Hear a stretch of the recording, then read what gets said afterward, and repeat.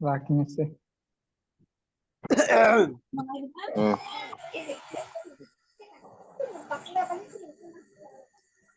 পাতলা বালিশ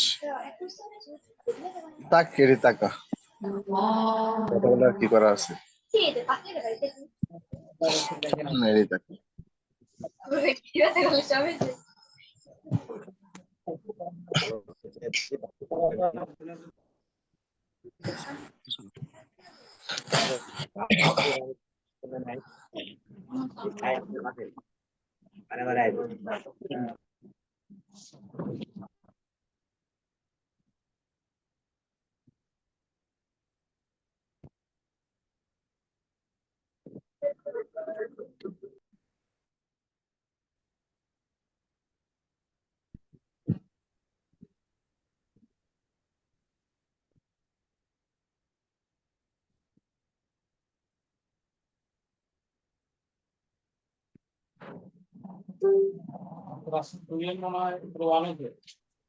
জি ওয়ান হচ্ছে আপনার জানি কই সুফিয়া মিস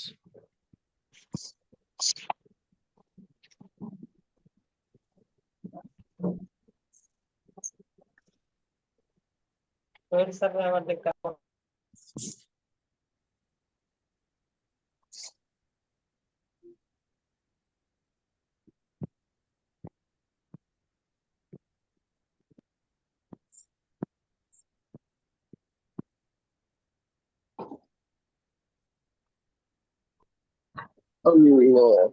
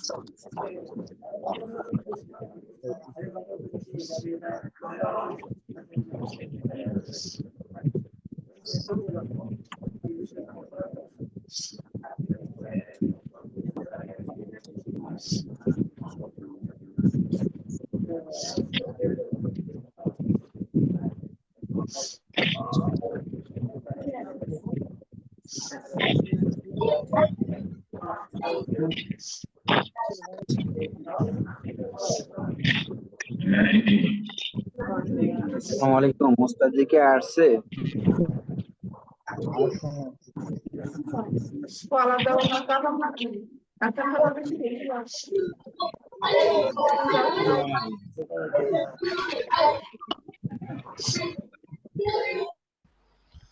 আসসালামু আলাইকুম ওয়া রাহমাতুল্লাহি ওয়া বারাকাতুহু।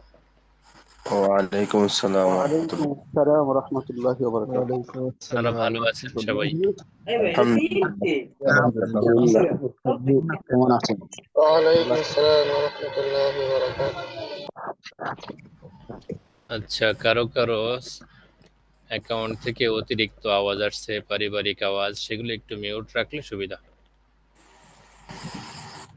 অনেকের কারণে প্রত্যেকেই তো অনেক যার যার ডিস্টার্ব হয়। অবস্থানে সম্মানিত, কিন্তু ব্যক্তিগত কোনো বিষয় যেন আমাদের সম্মিলিত জায়গায় না আসে, এমনটা হওয়া চাই।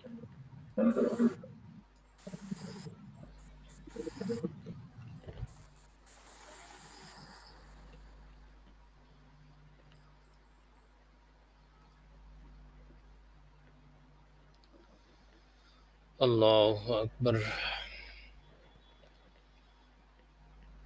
আমাদের তো গতকাল ছুটি ছিল, পরশুদিন বিয়ে শাদী সম্পর্কে একটা মুহাজারা ছিল। তার আগে আমরা 34 নম্বর কায়দা পর্যন্ত পড়তে পেরেছিলাম। 134।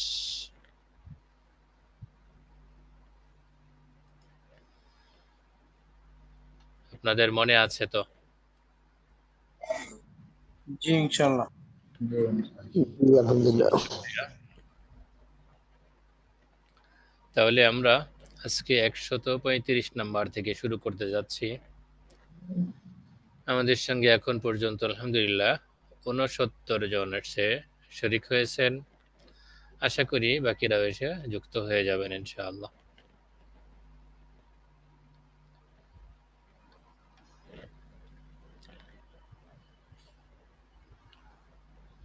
তাহলে 135 নম্বর কায়দা থেকে আমরা সামনে চলছি। বিসমিল্লাহির রহমানির রহিম। আদ-দালালাতু ফিল মাকাদিরিল্লাতি লা ইয়াসুগুল ইজতিহাদু ফি ইসবাতি আসলিহা। যার পরিমাণের মূল নীতি প্রমাণের ক্ষেত্রে ইজতিহাদের সুযোগ নেই। মাতা ইত্তাফাকাত ফিল আকাল্লি ওয়াজতরাবাত ফি জিয়াদাতি। যখন কমের ক্ষেত্রে ঐকমত্য হবে এবং অধিকের ক্ষেত্রে মতানৈক্য হবে। ইউখাযু বিল আকাল্লি ফীমা ওয়াকা আশ-শাক্কু ফি ইসকাতিহি। তখন অল্পকেই গ্রহণ করা হবে যদি তা বাদ দিলে সন্দেহ সৃষ্টি হয়।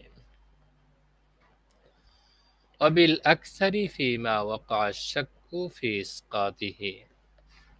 আর অধিককে গ্রহণ করা হবে যদি তা বাদ দিলে সন্দেহ সৃষ্টি হয়।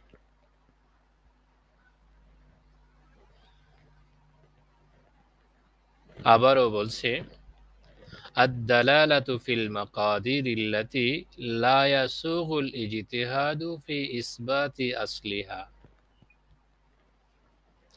যার পরিমাণের মূলনীতি প্রমাণের ক্ষেত্রে ইজতিহাদের সুযোগ নেই।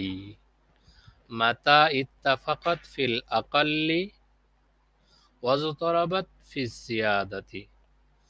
যখন কমের ক্ষেত্রে ঐকমত্য হবে এবং অধিকের ক্ষেত্রে মতানৈক্য হবে। অল্পর ক্ষেত্রে একমত পাওয়া যাচ্ছে, অধিকের ক্ষেত্রে বা বেশির ক্ষেত্রে ইখতিলাফ সৃষ্টি হচ্ছে। ইউখাযু বিল আকাল্লি, তখন অল্প বা কমটাই গ্রহণ করা হবে। ফীমা ওয়াকা আশ-শাক্কু ফি ইসকাতিহি। যদি তা বাদ দিলে সন্দেহ সৃষ্টি হয়। বাদ দিলে সন্দেহ সৃষ্টি হয়। অল্প বা কমের ক্ষেত্রে একমত পাওয়া যায়, বেশির ক্ষেত্রে ইজতিরাব বা ইখতিলাফ পাওয়া যায়। তাহলে কম গ্রহণ করা হবে, অধিক গ্রহণ করা হবে না। অবিল আকসারি ফীমা ওয়াকা আশ-শাক্কু ফি ইসকাতিহি। আর অধিক গ্রহণ করা হবে যখন সেটা বাদ দিলে সন্দেহ সৃষ্টি হয়। উদাহরণ দিলে আশা করি বিষয়টা পরিষ্কার হবে ইনশাআল্লাহ। যেমন অল্পের মতটি গ্রহণের উদাহরণ, গনিমতের সম্পদ থেকে ঘোড়সওয়ারি এবং পদাতিকের অংশ দেয়া। যুদ্ধের ময়দানে দুজন মুজাহিদ অংশগ্রহণ করেছেন। একজন পায়ে হেঁটে যুদ্ধ করছেন, আরেকজন ঘোড়সওয়ারি, ঘোড়া নিয়ে গেছেন। নিজে যুদ্ধ করছেন, তার বাহনও আছে। এখন এই যে দুই মুজাহিদ, গনিমতের সম্পদ থেকে কাকে কত অংশ দেয়া হবে এ বিষয়ে হাদিসে একাধিক রকম বিষয় পাওয়া যায়। কোন হাদিসে পাওয়া যায় মুজাহিদ যিনি পদাতিক তাকে এক অংশ দেয়া হবে, আর যিনি ঘোড়সওয়ারি ঘোড়া নিয়ে যুদ্ধে অংশগ্রহণ করেছেন তাকে 2 গুণ দেয়া হবে, ডবল। আর কোন কোন হাদিসে পাওয়া যায় তাকে 3 গুণ দেয়া হবে, 3 অংশ। তো এই যে ইখতিলাফ, কাউকে কি কোন কোন হাদিসে পাওয়া যাচ্ছে ঘোড়সওয়ারিকে 3 অংশ, আর কোন কোন হাদিসে ঘোড়সওয়ারিকে 2 অংশ দেয়া। এই যে ইজতিরাব বা ইখতিলাফ পাওয়া যাচ্ছে এখানে, ইমাম আবু ইউসুফ, ইমাম মুহাম্মদ এবং ইমাম শাফিঈ রাহিমাহুল্লাহ পদাতিকের জন্য 1 অংশ এবং ঘোড়সওয়ারিকে 3 অংশ দেওয়ার হাদিসটি গ্রহণ করেছেন। পদাতিকের 1 অংশ আর ঘোড়সওয়ারিকে 3 অংশ দেওয়ার হাদিস গ্রহণ করেছেন। পক্ষান্তরে ইমাম আবু হানিফা রাহিমাহুল্লাহ ঘোড়সওয়ারিকে 2 অংশ এবং পদাতিককে 1 অংশ দেওয়ার হাদিস গ্রহণ করেছেন। কেননা যুদ্ধের ময়দানে মূল হলো যোদ্ধা, ব্যক্তি, তার বাহন, তার সহযোগী, ঘোড়া তার বাহন। সুতরাং মূলের অংশ কখনো বাহনের তুলনায় কম হতে পারে না। যুদ্ধ করছেন তো মুজাহিদ, মুজাহিদের অংশ কখনোই মুজাহিদের বাহন বা ঘোড়া থেকে কম হতে পারে না। এদিকে লক্ষ্য করে ইমাম আবু হানিফা রহমতুল্লাহি আলাইহি ঘোড়সওয়ারিকে 2 অংশ দিয়েছেন আর পদাতিককে 1 অংশ দিয়েছেন। যুদ্ধ তো করছেন 2 জন ব্যক্তি, একজন পায়ে হেঁটে আরেকজন বাহনে ওঠে। তো বাহনের মূল্য কখনো ব্যক্তি থেকে কম হতে পারে না। অতএব ইমাম আবু হানিফা রহমতুল্লাহি আলাইহি এখানে যার বাহন আছে তাকে 2 অংশ দিয়েছেন, যার বাহন নেই তাকে 1 অংশ দিয়েছেন।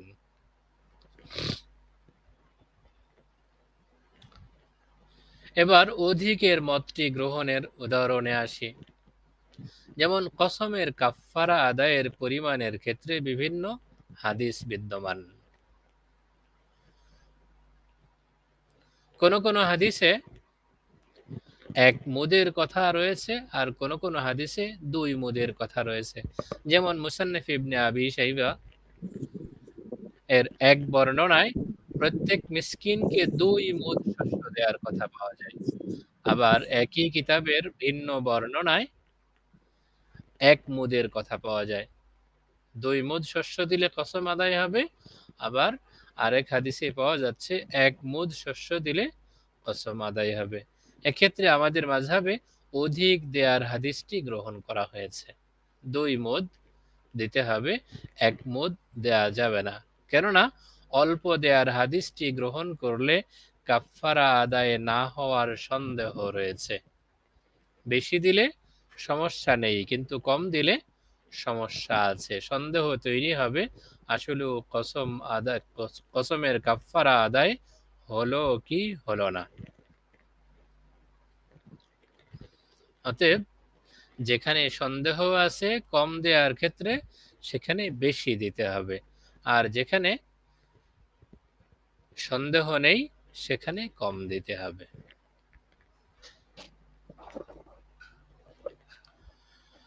এবার 136 নম্বর কায়দায় চলে যেতে পারি।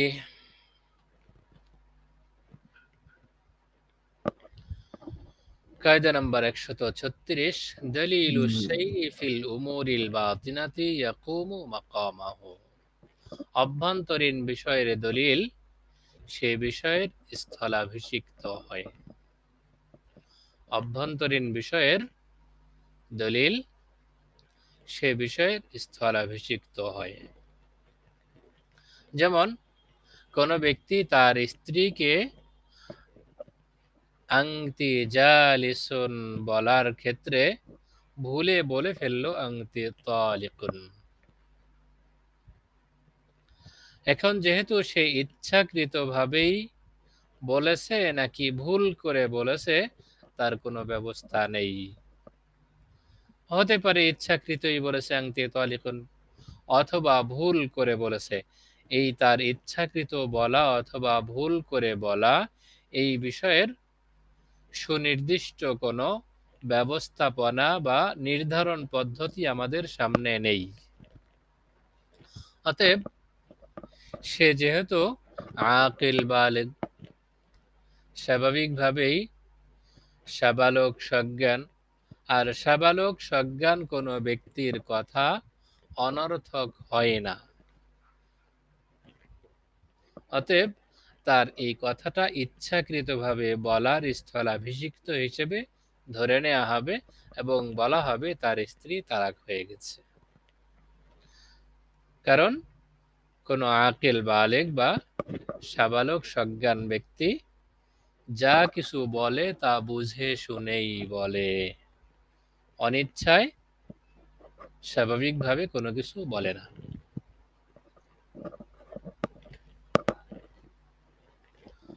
137 নম্বর কায়দা, যিকরু মা লা ইয়াতাজাজ্জা কা যিকরি কুল্লি।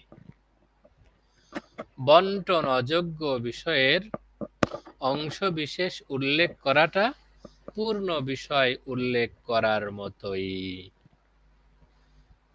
যিকরু মা লা ইয়াতাজাজ্জা, এমন বিষয় উল্লেখ করা যা বন্টন করা যায় না, কা যিকরি কুল্লি, সেটা পূর্ণ বিষয় উল্লেখ করার মতোই। যেমন কেউ তার স্ত্রীকে অর্ধেক তালাক দিল, স্ত্রীকে বলল তোমাকে অর্ধেক তালাক দিলাম। তালাকের বিষয়টা বিক্ষিপ্ত হতে পারে না, জুজ জুজ হতে পারে না, ভাগ ভাগ করা যায় না, এক তালাককে ভেঙ্গে টুকরো টুকরো করা যায় না। অতএব তার এই বিষয়টাকে হুকুম দেয়া হবে সে পূর্ণ এক তালাক দিয়েছে, তার স্ত্রীর উপর এক তালাক পতিত হওয়ার হুকুম দেওয়া হবে, কারণ তালাক বন্টনযোগ্য বিষয় নয়। যিকরু মা লা ইয়াতাজাজ্জা কা যিকরি কুল্লি, বন্টন অযোগ্য বিষয়ের অংশ বিশেষ উল্লেখ করাটা পূর্ণ বিষয় উল্লেখ করার মতোই। 138 নম্বর কায়দা, আয-যিম্মিয়্যু হুকমুহু হুকমুল মুসলিমিন। জিম্মির হুকুম মুসলমানদের হুকুমের মতোই। এটা নিরাপত্তার ক্ষেত্রে প্রযোজ্য, সুযোগ সুবিধার ক্ষেত্রে প্রযোজ্য। জিম্মির হুকুম মুসলিম রাষ্ট্রে জিম্মির হুকুম মুসলমানদের হুকুমের মতোই। তবে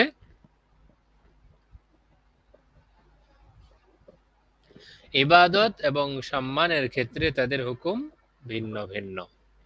নিরাপত্তার ক্ষেত্রে জিম্মির হুকুম আর মুসলমানের হুকুমে পার্থক্য নেই। বিনা কারণে যেমন কোনো মুসলমানকে হত্যা করা যায় না, তেমন বিনা কারণে কোনো জিম্মিকেও হত্যা করা যাবে না। বিনা কারণে যেমন কোনো মুসলমানের জান মালের ক্ষতি করা যায় না, তেমন জিম্মিরও জান মালের ক্ষতি করা যাবে না। তবে হ্যাঁ, মুসলমানের সম্মান অবশ্যই বেশি হবে আর জিম্মির সম্মান ওই তুলনায় কম হবে। ইবাদতের ক্ষেত্রে মুসলমান ইবাদত করবে, মুসলমানের জন্য ইবাদত আবশ্যক, জিম্মির জন্য ইবাদত আবশ্যক নয়।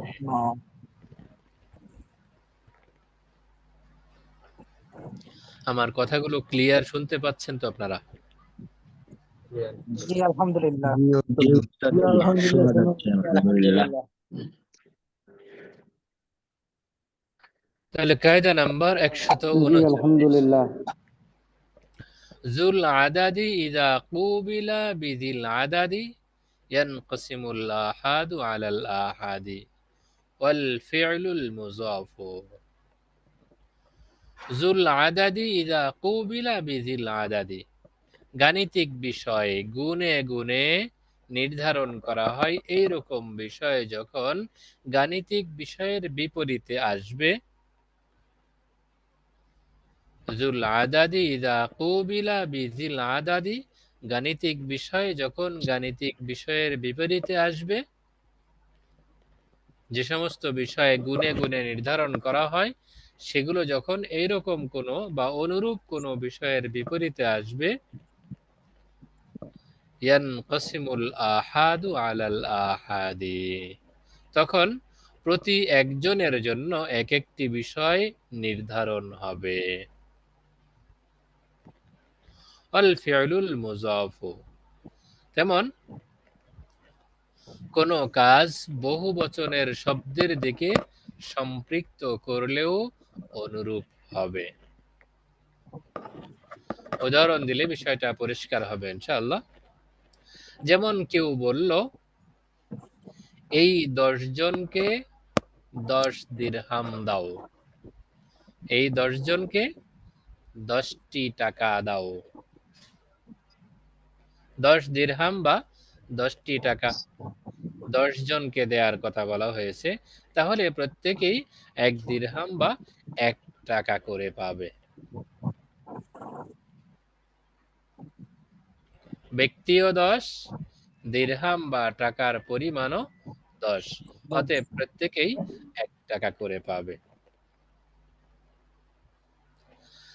ওয়াল ফিউলুল মুযাফ এর পূর্ণ ইবারত বলা যায় ওয়াল ফিউলুল মুযাফু ইলা জামাআতিন বিইবারাতিল জামঈ ইয়াকতাজিল ইনকিসামা আলাল আফরাদি, অর্থাৎ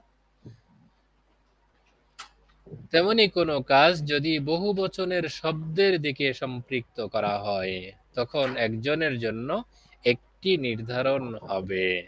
যেমন রাকিবাল কওমু দাওয়াব্বাহুম, রাকিবাল কওমু দাওয়াব্বাহুম, সম্প্রদায়ের সবাই নিজ নিজ বাহনে আরোহণ করেছে। কওমের সবাই নিজ নিজ বাহনে আরোহণ করেছে। তাহলে কওমের সবাই যখন বলা হয়েছে নিজ নিজ বাহনে আরোহণ করেছে, তাহলে কওমের বা সম্প্রদায়ের সংখ্যা যত, বাহনের সংখ্যাও ততই হবে, কম বেশি হবে না।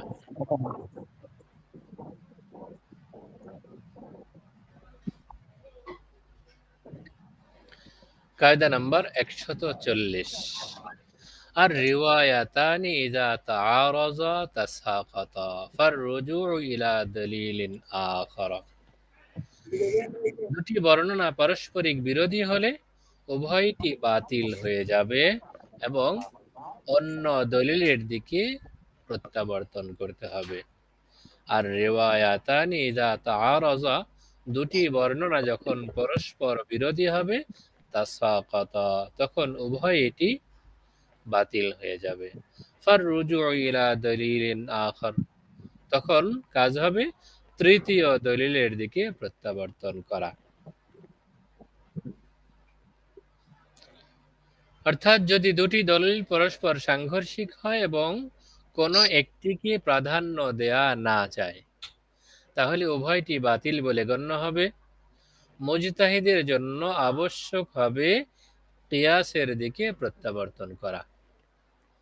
যখন দুইটি দলিল পরস্পর সাংঘর্ষিক হচ্ছে, কোনো একটাকে প্রাধান্য দেয়া যাচ্ছে না, তখন যিনি মুজতাহিদ আছেন তার কাজ হবে এই দুইটি দলিলকেই পরিত্যাগ করা এবং তৃতীয় দলিল কিয়াস বা যুক্তির দিকে প্রত্যাবর্তন করা। অর্থাৎ যে দলিলটি কিয়াসের অনুকূলে হবে তিনি সেটি গ্রহণ করবেন আর অপরটি ছেড়ে দেবেন।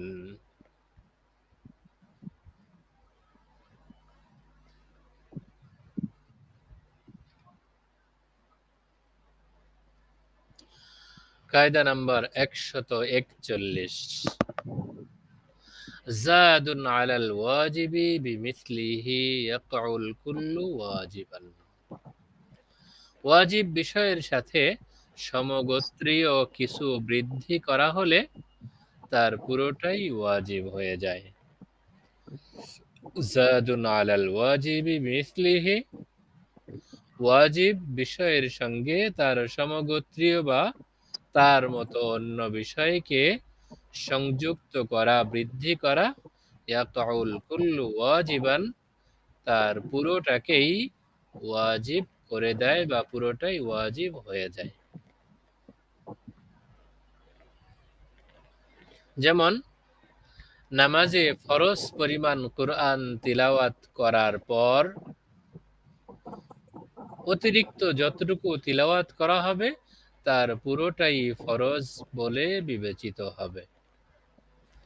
নামাজে কুরআন তিলাওয়াতের কথা 3 আয়াত পরিমাণ, তো কেউ যদি 3 আয়াত থেকে অতিরিক্ত তিলাওয়াত করে তো সেটাও তার ফরজ তিলাওয়াত হিসেবেই গণ্য হবে, ফরজের সঙ্গে সেটা সম্পৃক্ত হয়ে যাবে। তেমনি রুকু সিজদা দীর্ঘ করলেও রুকু সর্বনিম্ন একবার তসবিহ পড়া ফরজ, 3 বার, 5 বার, 7 বার, 9 বার, এভাবে বেজোড় সংখ্যা যত বৃদ্ধি পাক না কেন সেটা রুকু হিসেবেই গণ্য হবে। অতিরিক্ত সময় থাকলে সেটাকে আর ভিন্ন কোনো নাম দেয়া হবে না। তেমন সিজদার বিষয় এটাও, ফরজ আদায় পরিমাণ একবার কমপক্ষে তসবিহ পড়া, 3 বার, 5 বার, 7 বার, এগুলো বেজোড় সংখ্যক বার পড়া সুন্নাত। যদি কারো সিজদাটা অনেক লম্বা হয়ে যায়, অনেকবার তাসবিহ পড়া হয়, সেটা ফরজ সিজদা হিসেবেই গণ্য হবে, সিজদাটা লম্বা হয়ে যাবে, এটাকে আর ভিন্ন কোনো নাম দেয়া হবে না। অতএব ওয়াজিব বিষয়ের সঙ্গে তার সমগোত্রীয় কিছু বৃদ্ধি করা হলে তার পুরোটাই ওয়াজিব হয়ে যায়, সেটা সিজদাই থাকবে, সেটা রুকুই থাকবে, আবার কেরাতের সঙ্গে আরো কেরাত যুক্ত করা হলে সেটা ফরজ কেরাত হিসেবেই বিবেচিত হবে, সেটাকে আর ভিন্ন কোনো নাম দেওয়া হবে না। কায়দা নাম্বার 142, আয-জিয়াদাতু আলাল কিতাবি নাসখুন ফালা ইয়াকুনু ইল্লা বিআয়াতিন নাসাতিন আও হাদিসিন মাশহুরিন নাসিন। কিতাবুল্লাহর উপর বৃদ্ধি করাটা নাসখ বা রহিত বিধান। সুতরাং কোনো বিধানযোগ্য আয়াত কিংবা বিধানযোগ্য হাদিসে মাশহুর ছাড়া কিতাবুল্লাহর উপর বৃদ্ধি করা যাবে না।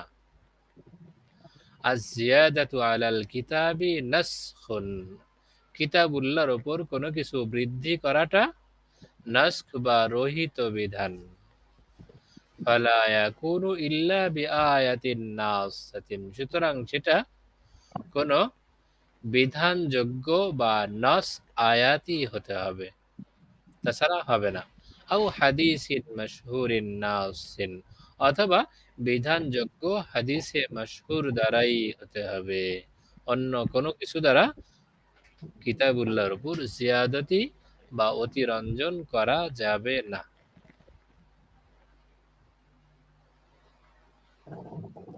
অতএব হাদিস দ্বারা ওযুর আয়াতে লাগাতার করা, ধারাবাহিকতা এবং নিয়তকে ফরজ হিসেবে বৃদ্ধি করা যাবে না। ফাগসিলু বুজুহাকুম ওয়া আইদিয়াকুম ইলাল মারাফিকি ওয়ামসাহু, এই যে ওযুর ফরজ বিষয়টা আল্লাহ রাব্বুল আলামিনের আয়াত দ্বারা প্রমাণিত। এইখানে হাদিস এনে এই ওযুর মধ্যে ধারাবাহিকতা, নিয়তকে ফরজ হিসেবে বৃদ্ধি করা ইত্যাদি যে বিষয়গুলো আছে এগুলো করা যাবে না। তবে মজার উপর মাসলাটি ভিন্ন রকম, কেননা সেটি খবরে মশহুর দ্বারা বৃদ্ধি করা হয়েছে, যা বৈধ বিষয়।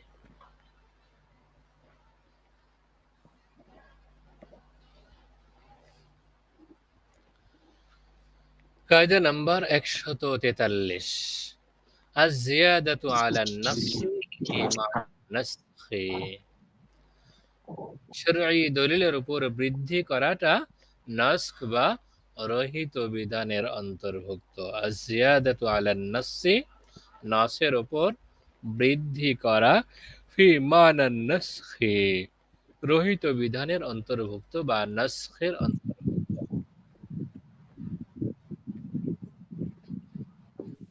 অতএব যদি কোনো হারবি ব্যক্তি এই মর্মে নিরাপত্তার চুক্তি করে যে সে নির্ধারিত দিনের মধ্যে 100 দিরহাম বা 100 দিনার পরিশোধ করবে, এবং যদি তা পরিশোধ না করে তাহলে তার সঙ্গে কৃত নিরাপত্তা চুক্তি নিশ্চিত হয়ে যাবে বা বাতিল হয়ে যাবে। এরকম চুক্তি করার পর সে যদি নির্ধারিত দিনের মধ্যে ওই চুক্তিকৃত 100 দিনার বা 100 দিরহাম পরিশোধ করে তাহলে তার নিরাপত্তা দেয়া হবে, তার আমল থাকবে।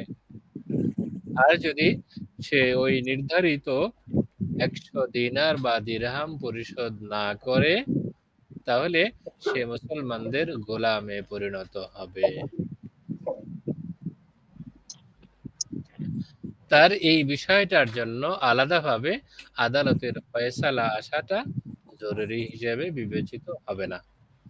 এই কথা বলা যাবে না যদি আদালত ফয়সালা করে তাহলে তার এটা কার্যকর হবে অথবা হবে না, এই কথা বলার সুযোগ নেই। তার সঙ্গে যে চুক্তি করা হয়েছে সেই চুক্তিটা নির্দিষ্টভাবেই করা হয়েছে।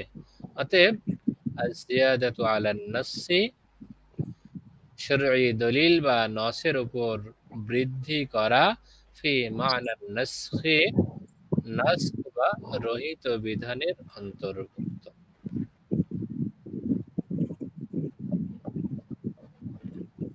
আজকে এ পর্যন্তই রাখতে চাচ্ছি। এর মাঝে যদি আপনাদের কোনো অস্পষ্টতা থাকে, কোনো জিজ্ঞাসা থাকে, তাহলে আগে এই কিতাবের আজকের আলোচনা সম্পৃক্ত প্রশ্নগুলো সামনে আসতে পারে। আসসালামু আলাইকুম উস্তাদ জি। এই যে জিম্মি যারা, তাদের যদিও গরিব হয়, এই পরিমাণ গরিব হয় বা ফকির হয়, যার মানে সে জিম্মাদারির যে টাকাটা দিতে পারবে না, তাহলে কি হুকুম ওর ব্যাপারে? জিম্মি তো তাদেরকেই বলা হয় যারা নির্দিষ্ট পরিমাণ অর্থ দেয়ার শর্তে মুসলিম রাষ্ট্রে নিরাপত্তা নিয়ে বসবাস করে। যদি ওই নির্দিষ্ট অর্থ দিতে সে অপারগ হয় তাহলে মুসলিম রাষ্ট্রের জন্য তার নিরাপত্তা দেয়াটা জরুরি নয়, তখন তার নিরাপত্তা বিঘ্নিত হবে।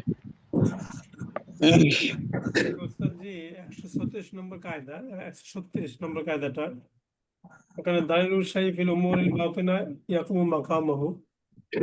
তো এই ক্ষেত্রে উদাহরণ ছিল যে কোনো স্বামী তার স্ত্রীকে বললো আনতে সালেহুন, বলা উদ্দেশ্য ছিল আনতে জালেসুন।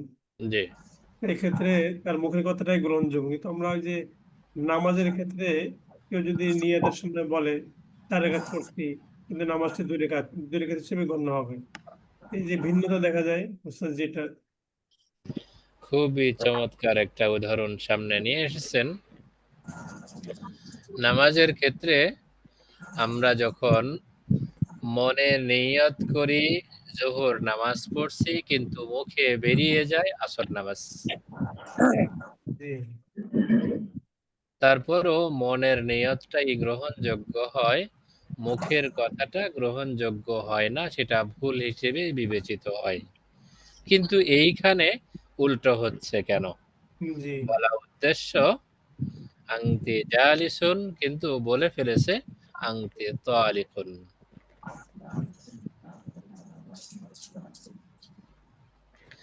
আসলে কিছু বিষয় এমন আছে যা যদি হুকুমটা তার মনের উপরে ধরে দেয়া হয় তাহলে ফিতনা ফাসাদ লাজেম আসবে। যদি তার এই কথা বলা উদ্দেশ্যই ধরা হয় যে আমার উদ্দেশ্য ছিল আংতি জালিসুন, কিন্তু ভুলে বলে ফেলেছি আংতি তালিকুন। আসলে শয়তান তো আমাদের পেছনে এমন ভাবে সবসময় তাড়া করছে যে কিভাবে শরীয়তের হুকুম থেকে বাঁচা যায়, কিভাবে হালালটা পরিত্যাগ করে হারামে প্রবেশ করা যায়। জি তো যদি এই কথার হুকুমটা তার মুখের কথার উপরে ছেড়ে দেয়া হয়, তাহলে হুকুমটা হালাল গ্রহণটা তুলনামূলক সহজ হয়, হারাম থেকে বাঁচাটা সহজ হয়। আর যদি তার মনের কথাটা এখানে হুকুম দেয়া হয়, তাহলে অধিকাংশ মানুষের অবস্থাই এমন দাঁড়াবে, স্ত্রীকে তালাক দেওয়ার পরেও সে বলবে আসলেও আমার তালাক দেওয়া উদ্দেশ্য ছিল না।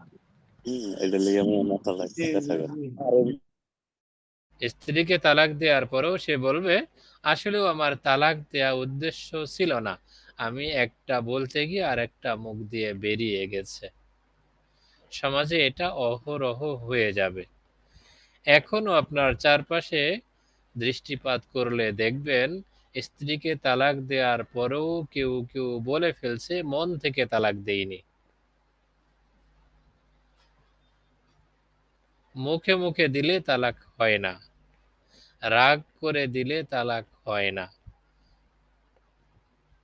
এরকম অনেক কথাই মানুষ মুখ দিয়ে বলে ফেলছে। তো এই যে মুখে মুখে তালাক দিলে তালাক হয় না, তালাকের জন্য লিখিত শর্ত, রাগ করে তালাক দিলে তালাক হয় না, এই কথাগুলো সমাজে তো এমনে এমনে আসেনি, এর বাস্তবতা আছে না। তো যদি বলা হয় আংতে জালিসুন বলার পরিবর্তে ভুলে আংতে তালিকুন বলে ফেলেছি, অতএব হুকুমটা আংতে জালিসুনের উপরেই রাখা হবে, তাহলে সমাজে অধিকাংশ মানুষই এরকম পাওয়া যাবে যারা তালাক দিয়ে বলবে আমি তালাক দেইনি, আমি ভিন্ন কিছু বলতে চেয়েছিলাম, মুখ দিয়ে বেরিয়ে গেছে। জাযাকাল্লাহ, আহসান। বুঝতে আচ্ছা, পেরেছি। শুকরিয়া, আসসালামু বারাকাল্লাহ। আলাইকুম। ওয়ালাইকুম উস্তাদজি আসসালাম। উস্তাদজি এটা কি সাবধানতার জন্য 41 নাকি? নাম্বার 41 নাম্বার কায়দায় যে উদাহরণটা দেওয়া হয়েছে যে নামাজের মধ্যে যদি আমরা কেরাত 3 আয়াতের বেশিও পড়ি সেটাও ওই ফরজ কেরাত বলে গণ্য হবে। সেক্ষেত্রে জি যে আমাদের সমাজে অনেক সময় বলা হয় বা ইমাম ইমাম সাহেব বলল যে যদি 3 আয়াতের বেশি পড়ে ফেলি তাহলে ভুল হলে আর লোকমা দেওয়ার প্রয়োজন নাই, তাইলে বল যা পড়ার পইরা সেজদা গেলে নামাজ হয়ে যাইব। জি তারপর না, এটা এটা তো ঠিক না। কেমন বিষয়টা? বিষয়টা এমন, কথাটা আপন অবস্থায় ঠিক আছে, যদি 3 আয়াত থেকে বেশি পড়া হয়ে যায়, এরপর ইমাম সাহেব তিলাওয়াত করতে গিয়ে আটকে যাচ্ছেন বারবার, তখন ইমাম সাহেবকে ওই অংশ লোকমা দিয়ে উদ্ধার করে সামনে এগিয়ে নিতেই হবে, এমন জরুরি বিষয় না। ফরজ পরিমাণ তিলাওয়াত হয়ে গেছে, অতিরিক্ত আরো যা পড়া হবে, আরো যা তিলাওয়াত করা হবে সেটা ফরজের সঙ্গে যুক্ত হয়ে ফরজ হিসেবেই গণ্য হবে। কিন্তু ইমাম সাহেবের জন্য আরো বেশি করে তিলাওয়াত করা এটা জরুরি কোনো বিষয় যেহেতু না, অতএব মুসল্লির জন্য ইমাম সাহেবকে ফরজ 3 আয়াতের বেশি আরো পড়ার জন্য, আরো সামনে বৃদ্ধির জন্য লোকমা দেয়াটাও জরুরি না। কিন্তু যদি যদি ওই লোকমা দিয়ে তাকে উদ্ধার করা হয় তাহলে ভালো, তিনি সামনে তিলাওয়াত করবেন। আর মুসল্লি যদি লোকমা না দিয়েও তাকে এভাবে রেখে দেন তাহলে সমস্যা নেই, এজন্যই বলা হয়েছে লোকমা দেয়াটার প্রয়োজন নেই, ফরজ তো তিলাওয়াত হয়ে গেছে। যদি ওই 3 আয়াতের পরে সে লাহানে জলি পড়ে যার কারণে অর্থ পাল্টায় গেছে, সেটার কি হুকুম?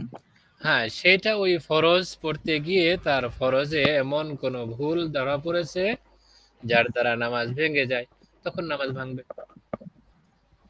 যেহেতু পুরোটাই ফরজ। উস্তাদজি জি বিষয়টা বুঝাচ্ছে আলহামদুলিল্লাহ। উস্তাদজি পূর্বের যে আমার ভাই প্রশ্ন করেছিলেন যে জোহরের নামাজে 2 রাকাতের কথা চলে আসছে মুখ দিয়ে অনিচ্ছাকৃত ভাবে, জি আর তালাকের ক্ষেত্রে আনতে জালিস এর জায়গায় ভুলে আনতে তালিক বলে ফেলছেন। জি এটা কি উস্তাদজি আপনি যে বুঝাইতে গিয়া যে এই তালাকের বিষয়টাকে অগ্রাধিকার দিয়েছেন, এটা কি সাবধানতার জন্য নাকি উস্তাদ জি? জি জি, সাবধানতার জন্য। যদি এখানে হুকুম দেওয়া হয় তার মনের কথাটাই গ্রহণযোগ্য, তাহলে সমাজে ফিতনাটা এমন ব্যাপকতা লাভ করবে যে সমাজে আর তালাক বলতে কোনো জিনিস থাকবে না। আপনাদের সামনে আর একটু পরিষ্কার করে দিই। হযরত ওমর ফারুক রাদিয়াল্লাহু তাআলা আনহু থেকে বর্ণিত হাদিস আছে, আপনারা পড়েছেন। রাসূলুল্লাহ সাল্লাল্লাহু আলাইহি ওয়াসাল্লামের যুগেও কেউ স্ত্রীকে যদি সতর্ক করার জন্য তাকিদ হিসেবে তালাক তালাক তালাক বলতো, সেটা এক তালাক হিসেবেই বিবেচিত হতো। হযরত আবু বকর সিদ্দিক রাদিয়াল্লাহু তাআলা আনহুর সময়েও বিষয়টা একই রকম ছিল। হযরত ওমর ফারুক রাদিয়াল্লাহু তাআলা আনহুর খিলাফতের প্রথম 2 বছরেও বিষয়টাও একই রকম ছিল। পরবর্তী সময়ে যখন হযরত ওমর ফারুক রাদিয়াল্লাহু তাআলা আনহু উপলব্ধি করলেন মানুষের স্বভাবে পরিবর্তন এসে গেছে, এখন সে আসলেও তালাক তালাক তালাক দ্বারা 3 তালাকই উদ্দেশ্য নিয়েছে, কিন্তু ফয়সালা দেয়া হচ্ছে 1 তালাক। তখন তিনি সাহাবায়ে কেরামকে নিয়ে বসে সিদ্ধান্ত নিলেন, এখন থেকে কেউ যদি তালাক তালাক তালাক 3 বার উচ্চারণ করে তখন তার এটা আর 1 তালাক হবে না, 3 তালাক বলেই গণ্য হবে। আগে তাকিদ হিসেবে যদিও বলা হতো, এখন সেটা আর তাকিদ হিসেবে থাকবে না, বরং বাস্তবায়ন হবে 3টি হিসেবেই। ওমর ফারুক রাদিয়াল্লাহু তাআলা আনহুর ফতোয়া। সাহাবায়ে কেরাম সেটা মেনে নিয়েছেন, তারপর থেকে হুকুম এভাবেই চলে এসেছে। এটা সতর্কতার বিষয় আসলেও। যদি এই সতর্কতামূলক অবস্থান না নিয়ে বলা হয়, আমি মুখ দিয়ে একটা বলতে চেয়েছি, এটা বলে ফেলেছি। যেহেতু সাবালক সজ্ঞান মানুষ এমন কোনো অনর্থক কথা বলতে পারে না, অতএব তার কথাটাকে বাস্তবায়ন এবং যথার্থ হিসেবে ধরে তার কথাকে তালাক হিসেবেই ধরা হবে। আসসালামু আলাইকুম উস্তাদ জি, উস্তাদ এখানে জি 141 নং কায়দায় যে ওয়াজিব বলা হয়েছে, তো উদাহরণটা দেওয়া হয়েছে ফরজের। এটা কি ওয়াজিব দ্বারা ফরজ উদ্দেশ্য নাকি? আচ্ছা, শুকরিয়া। এটা বিষয় আসলে সুন্দর বিষয়। ফিকহি কিতাবে অনেক সময়ই ওয়াজিব বলে ফরজ উদ্দেশ্য নেওয়া হয়, আবার অনেক সময় ফরজ বলে ওয়াজিব উদ্দেশ্য নেওয়া হয়। জি এখানে মানা বা সমার্থক হিসেবেই বিবেচিত হয়। জাযাকাল্লাহ। উস্তাদ বারাক। জি উস্তাদ জি, যে বই আচ্ছা বলেন। জি উস্তাদ জি যেহেতু বৈবাহিক সম্পর্কে আলোচনায়, আমি একটা কিতাবের বাহিরে একটা প্রশ্ন করতে চাইছিলাম আর কি। জি, বলেন। উস্তাদ জি আমি সিলেট থেকে বলছি। এই, আমি আলহামদুলিল্লাহ মাদ্রাসা মসজিদের খেদমতে আছি। এক যুবকের প্রশ্ন যে উনি বিবাহের প্রস্তাব দিয়েছেন এক জায়গায়, যে জায়গায় প্রস্তাব দিছেন অভিভাবক এই প্রস্তাবের মধ্যে রাজি না, তো মেয়ে শোনার পরে মেয়ে রাজি হয়ে গেছে। রাজি জি হওয়ার পরে মেয়ের অভিভাবকের অনুমতি ছাড়া মেয়ের অভিভাবকের অজান্তে গোপনে বিবাহ হয়ে গেছে। এখন উস্তাদ জি আমরা তো কিতাব দ্বারা জানতে পারছি যে মেয়ে যদি প্রাপ্তবয়স্কা হয় তাহলে তার ইজিন দ্বারা বিবাহ সংগঠিত হয়। এরপরে উস্তাদ জি যেটা আমি জানতে চাইছি, বিবাহ হওয়ার পরে বা গোপনে বিবাহ হওয়ার পরে তার মেয়ের অভিভাবক এক পর্যায়ে রাজি হয়েছে যে এই ছেলের কাছে বিবাহ দিবে। এখন উস্তাদ জি গোপনে যে বিবাহ হয়েছে, এখন কি আবার এই প্রকাশ্যে মেয়ের অভিভাবকের যেহেতু রাজি হয়েছে, আবার কি বিবাহের কাজ কাজ কি আবার শুরু করবে নাকি উস্তাদ জি, এটা কি জানতে চাইছি। মাশাআল্লাহ, বর্তমান সময় হিসেবে প্রশ্নটা অনেক বেশি গুরুত্বপূর্ণ। আসলে অভিভাবক যদি রাজি না থাকে তাহলে সাবালিকা মেয়ের বিয়ে হয় কি হয় না সংঘটিত হবে কি হবে না, এটা নিয়ে কিছুটা ইখতিলাফ আছে। বর্তমান সময়ের বিচারে কেউ কেউ এই মতের পক্ষে অবস্থান নিচ্ছেন যে বর্তমান সময় যেহেতু খুবই নাজুক, অতএব অভিভাবক বা গার্ডিয়ানের অনুমতি ছাড়া সাবালিকা মেয়ের বিয়েও সংঘটিত হবে না। আর কেউ কেউ বিপরীত শিবিরে অবস্থান করছেন যে হ্যাঁ, মেয়ে যেহেতু সাবালিকা, অতএব অভিভাবকের অনুমতি ছাড়াই সাক্ষীদের সামনে ইজাব কবুল হলে বিয়ে হয়ে যাবে। অতএব এ কথা এভাবে বলা যায়, বর্তমান সময়ে যেহেতু বিষয়টা এমন হয়েই গেছে, আসলে ফিতনা ব্যাপকতা লাভ করেছে, অতএব উত্তম হবে বা অধিক সতর্কতার কাজ এমনই হবে, যেহেতু অভিভাবক এখন মেনে নিচ্ছেন, অতএব লোক সমাজে দ্বিতীয়বার বিয়ে পড়িয়ে নেওয়া চাই। জি আলহামদুলিল্লাহ। আচ্ছা, আসসালামু আলাইকুম। শুক্রিয়া। যেমন বিবাহ কোনো যদি ব্যক্তি যদি দ্বিতীয় বলে বার কোনো ব্যক্তি যদি বলে যে তোমার রাগ আমার মায়ের মতো স্ত্রীকে, সেক্ষেত্রে কি জিহার ওয়াজিব হবে কিনা? রাগটা মায়ের দিকে সম্পৃক্ত করলে স্বাভাবিকত স্ত্রীর উপর জিহার হবে না। যদি মানে স্ত্রীর চুল দিকে বা অন্য কিছু সম্পৃক্ত বলে করা হয়েছে সেক্ষেত্রে তো ওয়াজিব হয়। মায়ের দিকে, মূলত তার রাগের কথাই। মায়ের রাগের কারণে যেমন কোনো কিছু হারাম হয় না, স্ত্রীর রাগের কারণে কোনো কিছু হারাম হয় না। যদি বলে যে তোমার চুলগুলো আমার মায়ের মতো, না, এটাও হবে না। এমন কথা বলা যার দ্বারা সরাসরি মা যেমন হারাম এমন বোঝানো উদ্দেশ্য হয়। উস্তাদ জি, আমরা অতীতে একটা কায়দা পড়ছিলাম যে আল আল খিরাজু বিদ্যমান, জি, এটা যদি উস্তাদ একটু স্পষ্ট করে দিতেন, জি, আসলে সেদিন বৃষ্টি এটার থাকার ব্যাপারে আমার কারণে একটা প্রশ্ন ছিল। অস্পষ্টতা রয়ে গেছে আর কি। আচ্ছা, ওখানে বলা হয়েছিল আর খিরাজ বিজিমান, উদাহরণটা দেয়া হয়েছিল, এক ব্যক্তি তার গোলামকে অন্য জনের কাছে বিক্রি করেছে, খিয়ার ছিল, খিয়ারের শর্ত।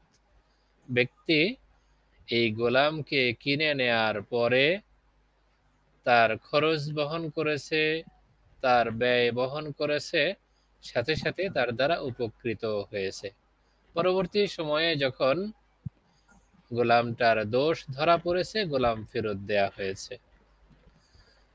তো বিক্রেতা রাসূল সাল্লাল্লাহু আলাইহি ওয়াসাল্লামের কাছে অভিযোগ করেছে, সে তো এই কয়দিন আমার গোলামকে ব্যবহার করেছে।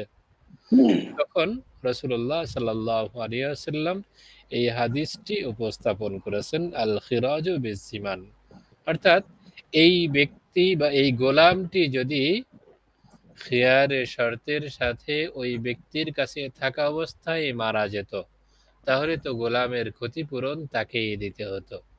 অতএব সে যেহেতু তার ব্যয়ভার বহন করেছে, অতএব তার সুযোগ সুবিধা, তার মানফাত, তার কল্যাণ সেই বহন করবে। জি ওস্তাদ জি উস্তাদ জি, হুজুর, পূর্বে আমার একটা প্রশ্ন ছিল। ভাড়া বাসায় যদি এরকম হয় যে মালিকের লাগানো গাছ যেহেতু এগুলা ভাড়াটিয়া রক্ষণাবেক্ষণ করে, তাহলে কি ভাড়াটিয়া সেই ফল বক্ষণ করতে পারবে কিনা? মালিকের লাগানো গাছ যা আগে থেকে বড় হয়ে গেছে, স্বাভাবিক নিজের মতোই চলার মতো, এরকম গাছ, নাকি মালিক শুধু রোপণ করেছে, পরবর্তীতে পরিচর্যা ফল ধরার উপযোগী ভাড়াটিয়া করেছে? দুনোটার হুকুম জানতে চাই। যদি গাছের অবস্থাটা এমন হয় যে মালিক শুধু রোপণ করেছে, ভাড়াটিয়া যদি তার পরিচর্যা না করত, তাহলে গাছটা মারা যেত। তাহলে বলতে হবে কেমন যেন গাছটা ভাড়াটিয়ারি, তার লালন পালন, তার পরিচর্যা ছাড়া গাছের অস্তিত্ব থাকতো না। অতএব ভাড়াটিয়া তার পরিচর্যার সুবাদে, সেটা রক্ষণাবেক্ষণের সুবাদে সেটার মালিকানা লাভ করার মতোই তার সুযোগ সুবিধা গ্রহণ করবে। এর উল্টো হলে যেমন কখনো হয়ে থাকে গ্রামের বাড়ি, মালিকের বাড়িতে নির্দিষ্ট কিছু আম গাছ, কাঁঠাল গাছ, নারিকেল গাছ, আরো অন্যান্য গাছ আছে।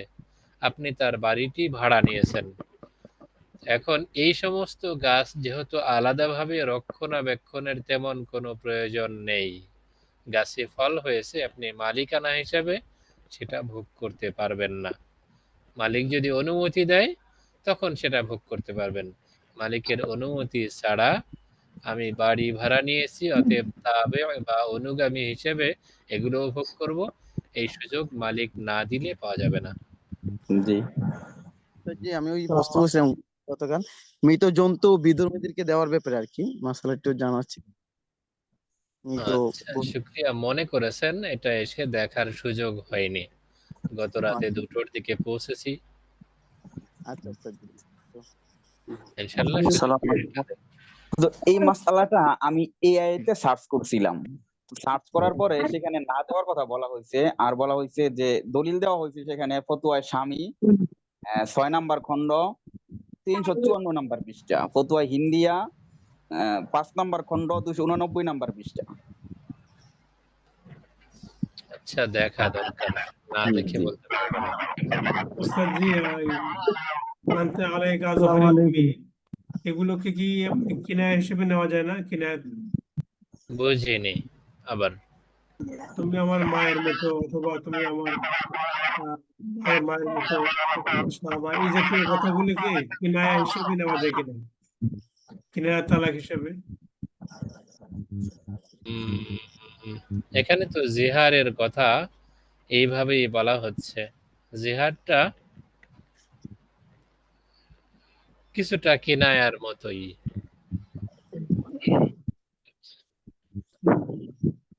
আসসালামু আলাইকুম রহমতুল্লাহ।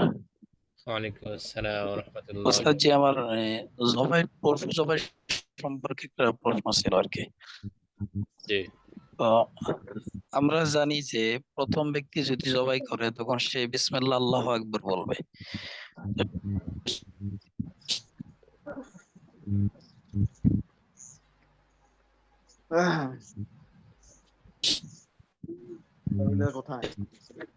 আপনার কথা আসছে না। ক্ষেত্রে আবার যদি দ্বিতীয় জন আবার এখন দ্বিতীয় ব্যক্তি কাটতে চায়, মেরাজুল ইসলাম সাহেব, আপনি প্রশ্ন করছেন প্রথম দ্বিতীয় ব্যক্তি ব্যক্তি জবাই যদি করার জবাই সময় করে আল্লাহ, তাহলে সে বিসমিল্লাহ আল্লাহু আকবার বলবে। আপনার কথাটা কেটে কেটে আসছে, মাঝখানের অনেকগুলো কথা শোনা ওনার যায়নি। কথা, ওনার প্রশ্নটা এরকম যে একজন জবাই করছে, জবাই করার শুরুতে বিসমিল্লাহি আল্লাহু আকবার বলছেন, এবং দ্বিতীয় কিছু জবাই করার জন্য কিছু জিনিস বা কিছু অংশ বাকি রয়ে গেছে, এখন আরেকজন ইয়া মানে এটা সমাপ্ত করছে আর কি। এখন দ্বিতীয় জনের জন্য কি বিসমিল্লাহি আল্লাহু আকবার বলা ওয়াজিব কিনা? জি এটা না, আবার ওস্তাদ জি দ্বিতীয় জন হলো হিন্দু, যাদেরকে ঋষি বলা হয়। এখন হিন্দুর সে বিসমিল্লাহ আল্লাহু আকবার বলাটা কতটুকু কর্তব্য হবে? কুরবানি চলে গেছে তো। যদি মুসলমান প্রথম যিনি জবাই করেছেন তার জবাই দ্বারা জবাইটা পূর্ণাঙ্গ হয়ে যায়, যেমন পূর্ণাঙ্গ বলতে 4টি রগের 3টি পূর্ণাঙ্গ কাটা হয়ে গেছে এবং চতুর্থটি কিছু কাটা হয়েছে, অথবা 2টি পূর্ণাঙ্গ কাটা হয়ে গেছে আর 2টি অর্ধেকের বেশি কাটা হয়েছে। যদি এইরকম হয় তাহলে কুরবানি হয়ে গেছে।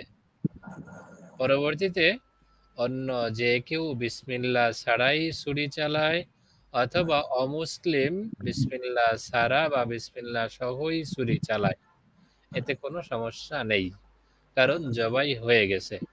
পূর্ণাঙ্গ বিষয়ে অন্য কেউ হাত লাগালেও সমস্যা নেই, না লাগালেও সমস্যা নেই।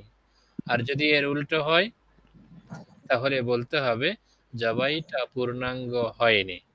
পূর্ণাঙ্গ করার জন্য পরবর্তীতে যদি কোনো অমুসলিম শরীক হয় তার বিসমিল্লাহ বলা না বলাতে কোনো যায় আসে না, পশুটি মৃত বলেই বিবেচিত হবে। আসসালামু জি, আলাইকুম ওয়া আলহামদুলিল্লাহ, রাহমাতুল্লাহ। জাযাকাল্লাহ। বারাকাল্লাহ। আসসালামু আলাইকুম। খুবই উস্তাদ জি, সংক্ষিপ্ত, শেষ করে দেব। জি উস্তাদ জি, আমার একটা প্রশ্ন ছিল। জি বলেন। জি, আমি বলছিলাম যে নেশাদ্রব্য জিনিস যেমন শরাব, চুল্লু, তারপরে পচা রস, এই এগুলো কত পরিমাণ খেলে তার মাতাল ধরা হবে এবং মাতাল অবস্থায় তালাক দিলে তালাক হবে কিনা? এটা তো আমাদের সামনে সম্ভবত কায়দা আসবে। এটা স্পষ্ট হাদিসে আছে, মা আসকারা কাসীরুহু ফাকালিলুহু হারাম। যে সমস্ত নেশাজাত দ্রব্য বেশি পান করলে বা বেশি খেলে নেশা তৈরি হয়, তার অল্প পরিমাণও হারাম। জি, আর হারাম দ্রব্য পান করে নেশা সৃষ্টি হওয়ার পরে কোনো ব্যক্তি তার স্ত্রীকে তালাক দিলেও সেই তালাক কার্যকর হয়ে যায়। আসসালামু আলাইকুম ওস্তাদ জি। তো আসসালাম কেউ ওয়া রাহমাতুল্লাহ। কেউ যদি সূরা ফাজরের শেষে ফাদখুলি ফি ইবাদি ওয়াদখুলি জান্নাতি এই মধ্যে তবাই মধ্যে আসলে এক আলিফ টানের জায়গায় 3 আলিফ বা 4 আলিফ টান দেয়, তাহলে কি নামাজের কোনো সমস্যা হবে কিনা বা নামাজ ভঙ্গ হওয়ার আশঙ্কা আছে কিনা? হ্যাঁ, কি প্রশ্ন? আচ্ছা, শুক্রিয়া। নামাজে আসলেও মাদ, যেটা আমরা 1 আলিফ, 3 আলিফ বা 4 আলিফ হিসেবে নির্ধারণ করে থাকি, এই 1 আলিফ, 3 আলিফ বা 4 আলিফ মদে কিছুটা কম বা বেশি হওয়ার কারণে নামাজ ভাঙ্গার সঙ্গে কোনো সম্পৃক্ততা রাখে না। এটা তিলাওয়াতের সৌন্দর্যের উপর নির্ভরশীল। উত্তম অনুত্তমের মাসালা, এটা নামাজ ভাঙ্গা না ভাঙ্গার সঙ্গে সম্পৃক্ততা নেই। আসসালামু আলাইকুম উস্তাদ জি। আসসালামু আলাইকুম ওয়া রাহমাতুল্লাহ। উস্তাদ জি, একটা প্রশ্ন ছিল আমার। আসসালামু আলাইকুম ওয়া রাহমাতুল্লাহ। জি, সংক্ষিপ্তভাবে বন্ধ করে দেব। জি উস্তাদ জি, যদি কোরবানি জানোয়ার মাথা যদি দক্ষিণ দিয়ে দিয়ে যদি জবাই করে তাহলে জবাই সহি হবে কিনা? জি, সহিহ হবে। যদি যথাযথভাবে জবাই করা হয় বিসমিল্লাহি আল্লাহু আকবার বলে, জবাই সহিহ হবে। উস্তাদ জি, একটা প্রশ্ন ছিল, ওই নামাজের মধ্যে তাকবীর যদি আল্লাহু আকবার কিনা বলে তাহলে কি নামাজ কি সহি হবে কিনা? জি না। জি উস্তাদ জি, নামাজের মধ্যে সূরা ফাতিহা সম্পূর্ণ পড়া ওয়াজিব। যদি কোনো ব্যক্তি 2-3 আয়াত পড়ার পরে তার হায় আসে, হায় চলাকালীন সে কিরাত পড়তে থাকে সূরা ফাতিহা, তাহলে কি তার হায়ের মধ্যে যে আয়াতটা পড়ছে এই আয়াত সে পড়ছে বলে গণ্য হবে? যদি সেটা যথাযথভাবে উচ্চারণ হয় তাহলে তিলাওয়াত বলে গণ্য হবে, আর যথাযথভাবে হরফগুলো উচ্চারণ না হলে তিলাওয়াত বলে গণ্য হবে না। উস্তাদ জি, একটা গুরুত্বপূর্ণ আমার কাছে লাগতেছে মাসালাটা, যে একজন ইমাম সাহেব নামাজ পড়াইতেছেন, নামাজ পড়াইতে গিয়া আল্লাহু আকবার বলতে গিয়া হামজা ইস্তেফহাম টানছেন, যেমন এভাবে আল্লাহু আকবার, তাহলে কি উস্তাদের নামাজটা সহি হবে কিনা? জি না। হামজা ইস্তিফহাম হলে তখন অর্থ হচ্ছে আল্লাহ কি বড়, আর আল্লাহু আকবার, আকবার যেটা মাদ হিসেবে এটা না হয়, এটা শয়তানের নাম। তখন অর্থ হয় আল্লাহ মাফ করুন, আল্লাহ বড় শয়তান। নাউজুবিল্লাহ। হাইয়াকাল্লাহ। ঠিক আছে, বারাকাতুল্লাহ। সবাই ভালো থাকবেন। আজ এ পর্যন্ত ইনশাআল্লাহ। ইলাল লিকা। আসসালামু আলাইকুম ওয়া রাহমাতুল্লাহ। ওয়া আলাইকুম আসসালাম ওয়া আসসালামু আলাইকুম রাহমাতুল্লাহি ওয়া ওয়া রাহমাতুল্লাহি বারাকাতুহু। ওয়া বারাকাতুহু। আসসালামু আলাইকুম